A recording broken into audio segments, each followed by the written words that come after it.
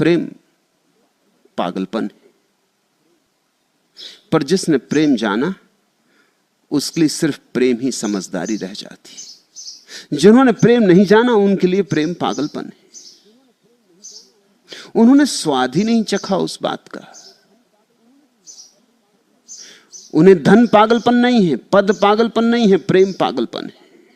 जिन्होंने प्रेम चखा उनके लिए धन पागलपन है, पद पागलपन, उन्हें सब पागलपन है। सिर्फ प्रेम ही एकमात्र बुद्धिमानी। लेकिन लोग भी ठीक ही कहते हैं। लोग अपने ही हिसाब से तो कहेंगे ना। लोग तुम्हारे हिसाब से कैसे कहें? लोगों को लगता है कि तुम कुछ डगमगा गए, क्योंकि लोगों को लगता है जैसे वे चल रहे हैं तुम अब वैसे नहीं चल रहे। तुमने लोगों से अपना ढंग अलग कर लिया। तुम्हें आनंद आ रहा है, तुम मगन हो रहे हो, मगर लोगों को लग रहा है कि तुम बेढंग पे जा रहे हो। भीड़ चाहती है सदा तुम भीड़ के साथ राजी रहो। भीड़ तुम्हें स्वतंत्रता नहीं देना चाहती। भीड़ व्यक्ति को बर्दाश्त नहीं करती। भीड़ व्यक्ति की हत्या करती, व्यक्ति को बिल्कुल मिटा देना चाहती। भीड़ गुलाम चाहती। फिर वे गुलाम हिंदू हो कि मुसलमान की, सिख की, ईसाई की, जैन, कुछ फर्क नहीं पड़ता। भीड़ की एक ही कला है कि तुम्हें पहुंच दे, मिटा दे। तुम तुम्हारी तरह ना रहो, तुम्हारे भीतर भीड़ प्रवेश कर जाए। तुम भीड़ की भाषा बोलो, भीड़ के सिद्धांत मानो, भीड़ का शास्त्र दोहराओ, भीड़ जो कहे वैसा करो, भीड़ जैसा चलाए वैसा चलो। भीड़ मंदिर जाए तो तुम मंदिर जाओ, भीड़ मस्जिद जाए तो तुम मस्जिद जाओ, भीड़ मस्जिद में आग लगाए तो तुम मस्जिद में आग लगाओ, भीड़ मंदिर का मूर्ति तोड़े तो तुम मूर्ति तोड़ो। भीड़ जो करे वही करो। लोग भीड़ में सम्मिलित हो जाने के लिए उत्सुक भी होते। कारण है कई। एक तो जितना तुम भीड़ में उस साथ हो जाते हो उतनी ही तुम्हारी चिंता कम हो जाती। तुम्हारा जिम्मेदारी का भाव, तुम्हारे उत्तरदायित्व का भाव कम हो जाता है। मनोवैज्ञानिक कहते हैं कि जो पाप भीड़ करती है वो व्यक्ति कभी नहीं कर सकता। और अगर किसी भीड़ ने कोई पाप भी किया हो, समझो कि किसी भीड़ ने जाके मंदिर तोड़ डाला हो, कि गुरुद्वारे में आग लगा दी हो, कि मस्जिद जला दी हो, अगर इस भीड़ के एक एक आदमी से तुम अलग अलग जाके पूछो तो वो कहेगा कि मैं कैसे कर पाया, कह नहीं सकता, हो गया। अगर तुम उससे पूछो कि क्या तुम अकेले ये कर सकते थे,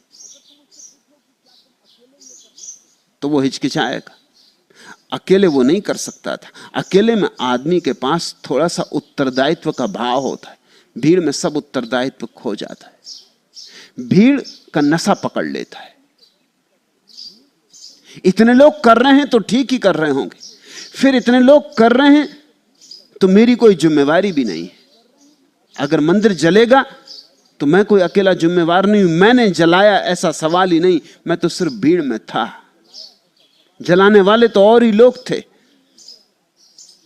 और भीड़ में हर एक आदमी यही सोच रहा है जैसा तुम सोच रहे हो कि जलाने वाली तो भीड़ है, मैं तो भीड़ में हूं। सिर्फ भीड़ ने जितने बड़े अपराध किए हैं कभी व्यक्तियों ने नहीं किए। व्यक्तियों के नाम बड़े छोटे मोटे अपराध हैं, असली अपराध भीड़ के नाम है। तो व्यक्ति को आसानी भी मिलती है भीड़ के साथ जुड़ जाने में। तुम्हारे अपराध की वृत्ति को भी सुविधा मिलती है, क्योंकि भीड़ के सहयोग के कारण अपराध पुण्य जैसा मालूम होता है, पाप पुण्य बन जाता है।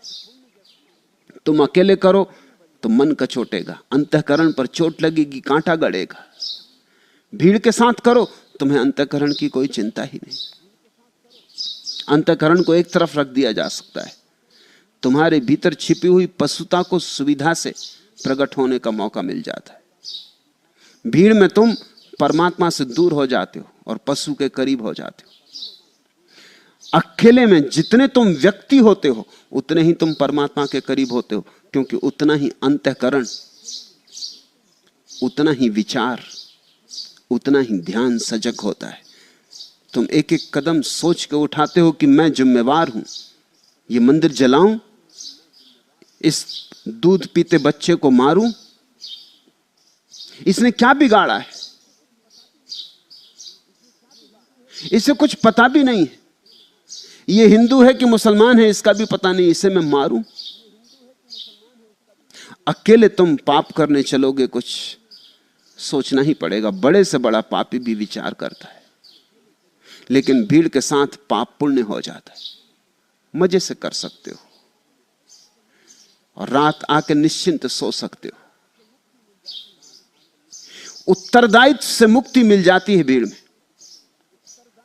जिस आदमी ने हिरोशिमा पर एटम बम गिराया और 1 लाख आदमियों को 5 मिनट के भीतर राख कर दिया, वो आदमी रात लौट के निश्चिंता से सोया। थोड़ा सोचो, 1 लाख आदमी तुमने मार डाले हो और तुम निश्चिंता से सो सकोगे? वो आदमी कैसे सो सका? ये मत सोचना कि वो कोई बड़ा भारी दानव था, तुम्हारे जैसा आदमी था, ठीक तुम्हारे जैसा साधारण आदमी था। उसकी पत्नी थी, उसका बच्चा था, उसके मां बाप थे। किसी ने कभी उसे ऐसा नहीं जाना कि इतना महाहत्यारा है वो। लेकिन सुबह जब पत्रकारों ने पूछा कि इतने लोगों के मरने के बाद तुझे कैसा लगा, उसने कहा कोई सवाल ही नहीं, मैंने आज्ञा का पालन किया। ऊपर से आज्ञा आई थी, मैं आके निश्चिंत सो गया। आज्ञा पूरी कर दी, मेरा काम पूरा हो गया, मैं निश्चिंत सो गया। अब सवाल यह है, आज्ञा किसने दी? इसके लिए कौन जिम्मेवार था? ट्रूमैन प्रेसिडेंट था अमेरिका का जब ये एटम बम गिरा। जब ट्रूमैन से पूछा गया तो उसने कहा कि मैं क्या कर सकता हूं, मेरे जनरलों ने सलाह दी थी। ट्रूमैन भी मजे से सोया क्योंकि उस पर कोई जिम्मेवारी नहीं। और जब जनरलों से पूछा गया, उन्होंने कहा हम क्या कर सकते हैं, राष्ट्रपति की आज्ञा थी। भीड़ में जब कोई बात होती तो कोई जिम्मेवार नहीं होता। हर आदमी अपनी जिम्मेवारी दूसरे पे टाल देता है। जिम्मेवारी के लिए कोई राजी नहीं होता कि मैं जिम्मेवार हूं।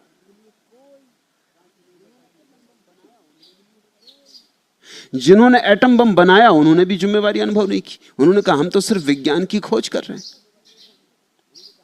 हमने इसलिए थोड़ी बनाया था कि तुम लोगों को मारो। हमने तो बड़ी भारी खोज की। उनने भी अनुभव नहीं किया कि हमारी कोई जिम्मेवारी। फिर जिम्मेवार कौन था? 1 लाख आदमी मरे ये निश्चित, बम गिराया गया ये निश्चित, बम बनाया गया ये निश्चित, किसी की आज्ञा से गिरा ये भी निश्चित। लेकिन इतनी भीड़ संयुक्त हो उसमें कि सब एक दूसरे पे टाल दे सकते, कोई जिम्मेवार नहीं मालूम होता। भीड़ में लोग सम्मिलित होना चाहते हैं क्योंकि आत्मा को खोने का सबसे सुगम उपाय है। और भीड़ भी चाहती है कि तुम भीड़ में रहो क्योंकि भीड़ का बल उसकी संख्या में। जब तुम अकेले अकेले चलने लगोगे, जब तुम व्यक्ति बनोगे, और वही सन्यास का अर्थ है कि तुम अपने अंतःकरण से जियोगे। अब तुम्हें जो ठीक लगता है वह तुम करोगे, नहीं कि भीड़ कहती है कि ठीक है। अब तुम अपना निर्णय स्वयं लोगे, अपने पाप पुण्य के लिए स्वयं जिम्मेवार होगे। अब तुम किसी पर टालोगे नहीं, तो निश्चित ही लोग कहेंगे तुम पागल हो रहे हो। फिर अनेक बार तुम्हारे और भीड़ के बीच बड़ा फासला हो जाएगा। भीड़ यजन करेगी, तुम भजन करोगे, बड़ा फर्क हो जाएगा। भीड़ कहेगी सत्यनारायण की कथा हो रही, आओ, तुम कहोगे इस कथा में क्या रखा है, क्योंकि जो कथा कर रहा है उसे कुछ पता नहीं, और इस कथा में सत्यनारायण की बात कहीं आती ही नहीं। कथा बड़ी मजेदार है, इससे सत्य का कोई लेना ही देना नहीं।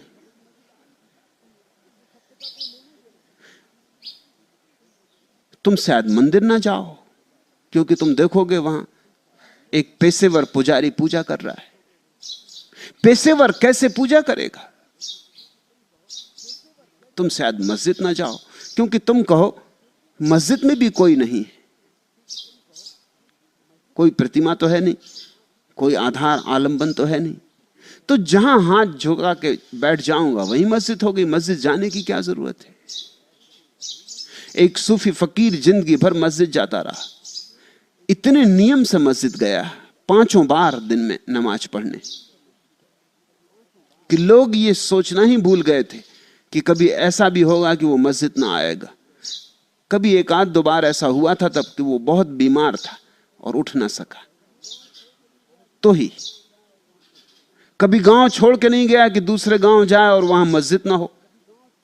लेकिन एक दिन सुबह लोगों ने पाया कि वो नहीं आया, कल शाम तक तो आया था, बिल्कुल ठीक था, तो बीमार भी नहीं हो सकता। एक ही शक हुआ कि बूढ़ा आदमी मर न गया हो। मस्जिद के बाद लोग सीधे उसके घर पहुंचे। वो अपने घर के सामने, झोपड़े के सामने एक वृक्ष के नीचे बैठा ढपली बजा रहा था और गीत गा रहा था। उन्होंने कहा, बुढ़ापे में नास्तिक हो गए, बुढ़ापे में कुफ्र सूझा, काफिर हो गए, मस्जिद क्यों नहीं आए? वो फकीर हंसा। उसने कहा कि जब तक अज्ञानी थे तब तक आए, जब तक पता नहीं था कि परमात्मा सब जगह है तब तक मस्जिद आए। अब तो पता है कि सब जगह, यहां भी है वहां भी है, कहां आना कहां जाना। अब तो जहां है वहीं गीत गाएंगे। अब तो हर गीत नमाज है। मगर भीड़ इससे राजी नहीं हुई। भीड़ ने कहा कि बुढ़ापे में सठिया गया। तो भीड़ तुमसे कहेगी तुम पागल हो गए हो, तुम्हारा रंग ढंग समझ में ना आएगा। भीड़ ठीक ही कहती है, मगर यह पागलपन इस जगत में सबसे बड़ी बुद्धिमत्ता है। बुद्ध को भी भीड़ ने कहा था पागल हो गए, कबीर को भी भीड़ ने कहा था पागल हो गए, क्राइस्ट को भी भीड़ ने कहा था पागल हो गए। भीड़ सदा से यही कहती रही। तुम सौभाग्यशाली हो कि भीड़ तुमको भी पागल कह रही। इस पागलपन को कष्ट मत समझना, इसे भीड़ की तरफ से तुम्हारे व्यक्तित्व का सम्मान समझना।